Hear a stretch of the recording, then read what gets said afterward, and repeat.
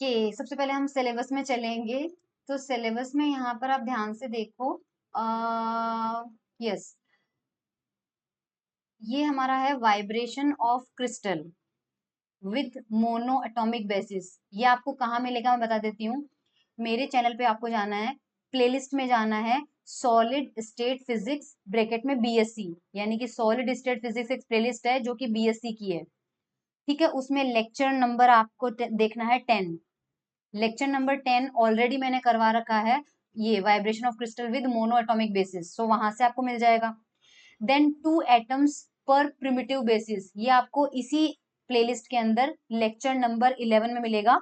Diatomic linear lattice नाम से मिलेगा। वो बेसिकली यही है। आप किटल के अंदर नोट्स बना लेना, वीडियो चाहो तो उससे देख लेना। सो वो मैं रिपीट नहीं कर रही हूँ क्योंकि वो बीएससी की सॉलिड स्टेट फिजिक्स है और हम एमएससी की सॉलिड स्टेट फिजिक्स कर रहे हैं। सो कुछ टॉपिक तो कॉमन मिलेंगे ही मिलेंगे। सो हम हमारे नेक्स्ट टॉपिक पे आते हैं, which is quantization of elastic waves. Okay, so हमारे पास क्वांटाइजेशन ऑफ इलास्टिक वेव में देखो, the energy of a lattice vibration is quantized. The quantum of energy called a phonon, हम जानते हैं वाइब्रेशन का जो क्वांटा होता है वो फोनोन होता है। वो आपको लेक्चर 10 और लेक्चर 11 देखने से पता चल जाएगा। और फोनोन बिल्कुल वैसा ही होता है जैसे फोटोन रिएक्ट करता है ना इलेक्ट्रोमैग्नेटिक वेव में। जैसे लाइट का क्वांटा फोटोन होता है, वैसे साउंड का या वाइब्रेशन का क्वांटा फोनोन होता है। तो एनर्जी जो है वो हम सेम वही एक्सप्रेशन यूज कर सकते हैं जो हम फोटोन के लिए करते हैं।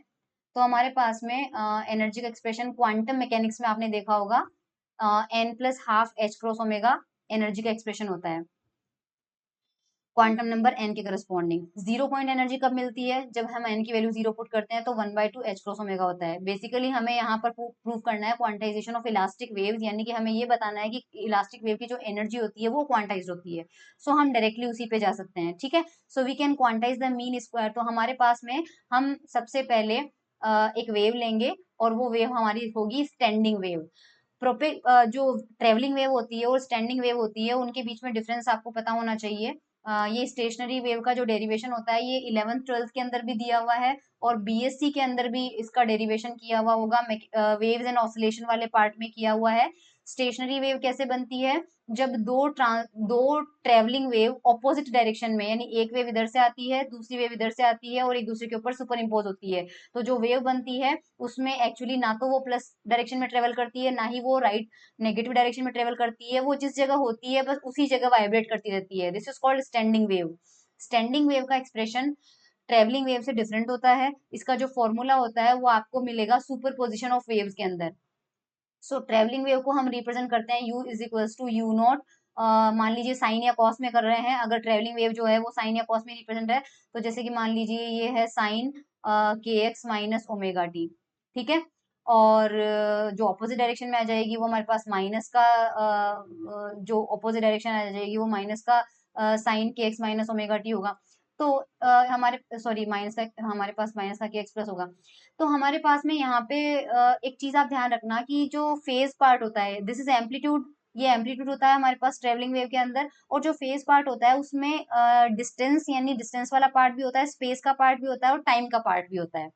लेकिन जो स्टेशनरी वेव होती है, जो स्टैंडिंग वेव होती है, उसके अंदर जो फेज पार्ट होता है, क्योंकि वो आगे या पीछे ट्रेवल नहीं कर रहा, तो उसके फेज पार्ट के अंदर ओमेगा टी वाला पार्ट तो होगा, क्योंकि टाइम के साथ ऊपर नीचे वाइब्रेशन तो हो रहे हैं, इसलिए फेज में केवल ओमेगा टी वाला पार्ट होगा। तो यहाँ पर जो कॉस ओमेगा टी है this is the phase part. ये स्टेशनरी वेव का फेज पार्ट है। और क्योंकि ये ट्रेवल नहीं कर रही है इसलिए इसमें के एक्स नहीं है। लेकिन क्योंकि पार्टिकल अपनी ही जगह वाइब्रेशन करता रहता है, तो जो उसका एम्पलीट्यूड है उस एम्पलीट्यूड के अंदर जो है वो साइन या कॉस का फंक्शन होता है। तो यहाँ पर जो ट्रेवलिंग वेव होती है उसका एम्पलीट्यूड कांस्टेंट आता है यू नॉट, जबकि स्टैंडिंग वेव का जो एम्पलीट्यूड होता है उसमें साइन या कॉस का फंक्शन होता है। तो ये जो पार्ट है this is amplitude of stationary wave and this is phase part. तो इसका जो डेरिवेशन है कि ये कैसे आती है ये मैं नहीं करवा रही हूँ, क्योंकि आप गूगल पे डालेंगे formation of standing wave using two travelling wave तो आपको इसका डेरिवेशन मिल जाएगा। ठीक है, अब हमारे पास यहाँ पर हमने वेव निकाल ली, तो हमें बताना है कि हमें करना क्या है। Here use the displacement of a volume element from its equilibrium position. You displacement है हमारे पास इक्विलिब्रियम पोजीशन से, और u हम x डायरेक्शन में लेते हैं तो x में आ जाएगा। The energy in this mode as in any harmonic oscillator is half kinetic and half potential. ठीक है, क्योंकि हमने यहाँ पे सिंपल हार्मोनिक मोशन की एनर्जी कंसिडर की है, तो एनर्जी जो होगी वो काइनेटिक एंड पोटेंशियल के फॉर्म में होगी when average over time. The kinetic energy density is 1/2 rho del u by del t square. Kinetic energy density का एक्सप्रेशन लिखा है। काइनेटिक एनर्जी हमारे पास में होती है हाफ एम वी स्क्वायर। ठीक है, क्योंकि हम एक्स डायरेक्शन की बात कर रहे हैं, so half m del u upon del t which is the velocity square. अब काइनेटिक एनर्जी डेंसिटी लेना है, तो डेंसिटी के लिए वॉल्यूम से डिवाइड करना पड़ता है, तो वॉल्यूम से डिवाइड कर दिया। मास बाय वॉल्यूम होता है rho, so 1/2 rho del u upon del t square. So this is the kinetic energy density where rho is the mass density in a crystal of volume V. The volume integral of the kinetic energy is given by 1/4 rho V omega square u naught square sin square omega t, and the time averaged kinetic energy is given by equation number 28. तो सबसे पहले मैं ये वाला formula कैसे आया इसका derivation करते हैं, फिर 28 पे आएंगे। तो ये कह रहा है कि आपको क्या करना है, वॉल्यूम इंटीग्रल लेना है काइनेटिक एनर्जी का। तो हमारे पास में क्या करेंगे, हम वॉल्यूम इंटीग्रल ले लेते हैं, लेकिन क्योंकि एक्स डायरेक्शन में डिस्प्लेसमेंट मानना है तो वाई में और जेड में हमें पूरी पूरी लेंथ जो है क्यूब की वो ले लेंगे, केवल एक्स डायरेक्शन में डिस्प्लेसमेंट मान लेंगे dx। तो वॉल्यूम इंटीग्रल लेते हैं सबसे पहले, तो इंटीग्रेशन हमारे पास आ जाएगा, और क्यूब है एल लेंथ का तो लिमिट जाएगी 0 टू एल, और हमारे पास काइनेटिक एनर्जी है 1/2 रो और del u upon del t square. ठीक है, और वॉल्यूम इंटीग्रल लेना है, तो यहाँ पर मुझे डीवी लगाना है, दिस इज वॉल्यूम एलिमेंट। लेकिन इस डीवी को देखो अपन क्या लिखेंगे, डीवी बेसिकली होता है d x d y d z, but because we are integrating in, क्योंकि हमारा डिस्प्लेसमेंट जो है वो केवल एक्स डायरेक्शन में ही डिस्प्लेसमेंट लिया है, तो यहाँ पर हम इसकी जगह एक्स ले लेंगे, और जो डी वाई डी जेड है इसमें हम पूरी पूरी लेंथ लेंगे, तो ये एल स्क्वायर बन जाएगा। सो उस एल स्क्वायर को अपन ने बाहर लिख लिया है, तो दिस इज वॉल्यूम इंटीग्रल, क्योंकि l square multiply by dx is the volume element हो जाएगा। अब इसको सॉल्व करना है हमें, सो यहां से हमारे पास हो जाएगा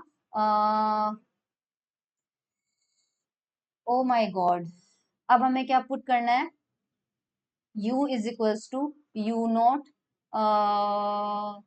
क्या था यार हमारे पास में,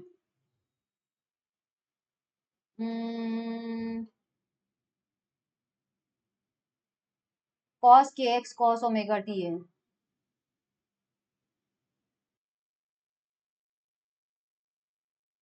cos k x cos omega t, तो हमें क्या चाहिए, del u by del t चाहिए सबसे पहले, तो यहाँ से del u upon del t निकाल लेते हैं, तो u naught cos k x, और कॉस ओमेगा टी का कितना हो जाएगा, minus omega sine omega t, ये हो जाएगा।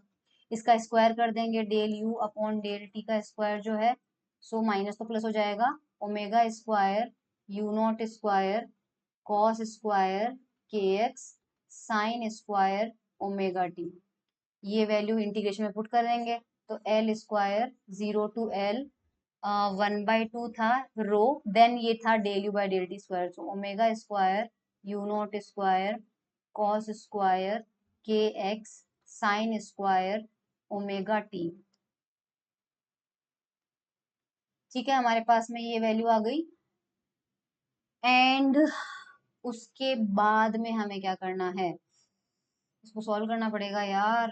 सो देखो, एल स्क्वायर बाय 2 बाहर आ जाएगा, रो बाहर आ जाएगा, ओमेगा स्क्वायर बाहर आ जाएगा, यू स्क्वायर बाहर आ जाएगा, डिफ्रेंसिएशन क्योंकि एक्स के रेस्पेक्ट में था तो साइन स्क्वायर टी भी बाहर आ जाएगा, और इंटीग्रेशन हो जाएगा cos square k x d x 0 to l, और ये कॉस स्क्वायर थीटा को कॉस 2 थीटा के टर्म्स में आप कन्वर्ट कर लेना, है ना।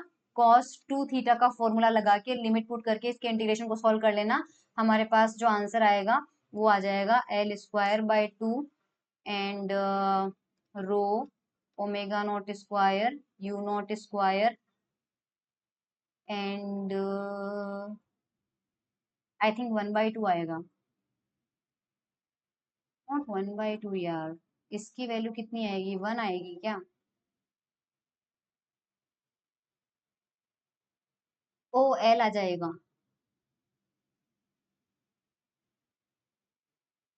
L sine omega t check कर लेना यार, इसका ना इंटीग्रेशन चेक कर लेना। मैं फाइनल रिजल्ट लिख रही हूँ क्योंकि इसका सिर्फ इंटीग्रेशन ही पुट करना है आपको बस। हमारे पास फाइनल आंसर जो आएगा वो ये आ जाएगा जो यहाँ पे दिया हुआ है।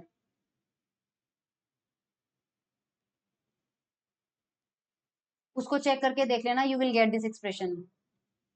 मैंने बता दिया है आपको कैसे आएगा, केवल कोस स्क्वायर एक्स का के एक्स का आपको वैल्यू पुट करनी है और इंटीग्रेशन वो उसकी वैल्यू रखनी है 0 to L, है ना। लेट मी डू इट यार। सो ये देखो, cos 2 थीटा का एक्सप्रेशन लिख दिया मैंने, जो टर्म्स एज इट इज थे उनको एज इट इज रखा, और यहाँ पे cos स्क्वायर के एक्स को रख दिया 1 + cos 2 kx/2। उसके बाद 1/2 बाहर आ गया और डिफरेंशिएशन इंटीग्रेशन का लगा दिया। 1 का इंटीग्रेशन x हो गया, cos का हो जाएगा साइन, और लिमिट पुट कर दी तो यहाँ पे L हो जाएगा, यहाँ पे L हो जाएगा, और यहाँ पे जब जीरो करेंगे तो ये तो जीरो हो जाएगा, साइन 0 0 होता है। उसके बाद यहाँ पर देखिए बाउंड्री पे एक्चुअली के एल जो कंडीशन होती है वो वेव फंक्शन में हमारे पास हमने देखा था एन पाई के इक्वल होती है। ठीक है, k l is equal to standing wave. Standing wave हमेशा बाउंड्री में बनती है जहाँ पे क्यूब खत्म होता है, तो वो एल पे खत्म होगा तो के एल की वैल्यू एन पाई होगी, तो एन पाई रखेंगे तो जीरो आ जाएगा, तो इसकी वैल्यू L/2 आ जाएगी हमारे पास। ठीक है, सो जो इंटीग्रेशन है उस इंटीग्रेशन में L/2 रखेंगे। सो हमारे पास ये वाली जो वैल्यू है इसको L/2 से मल्टीप्लाई कर देंगे, तो L/2 से मल्टीप्लाई हो जाएगा। अब ये जो एल क्यूब है ये हमारा हो गया वॉल्यूम वी। सो हमें जो आंसर मिल रहा है वो क्या मिल रहा है, हमें जो मिल रहा है, एक तो नीचे 1/2 और 1/2 दो हो जाएंगे तो 1/4 हो जाएगा। ठीक है, देन रो और एल क्यूब जो है वो वी हो जाएगा, omega square u naught square sine square omega t.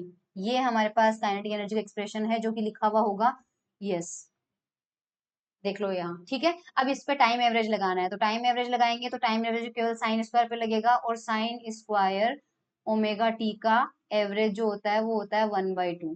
तो यहाँ पे हमारे पास हो जाएगा 1/2 रखेंगे, जैसे ही 1/2 रखेंगे ये वैल्यू जो है 1/4 ऑलरेडी है तो 1/8 में आ जाएगा, और ये हमारे पास में जो वैल्यू है ये हमारे पास में 1/8 रो वी ओमेगा स्क्वायर और यूनोट स्क्वायर हो जाएगा। ठीक है, नाउ इक्वेशन 28 का राइट हैंड साइड क्यों आया, क्योंकि हमने जो है एवरेज निकाला है। हमें पता है कि एवरेज काइनेटिक एनर्जी और एवरेज पोटेंशियल एनर्जी बराबर होते हैं, और वो टोटल एनर्जी का हाफ होते हैं।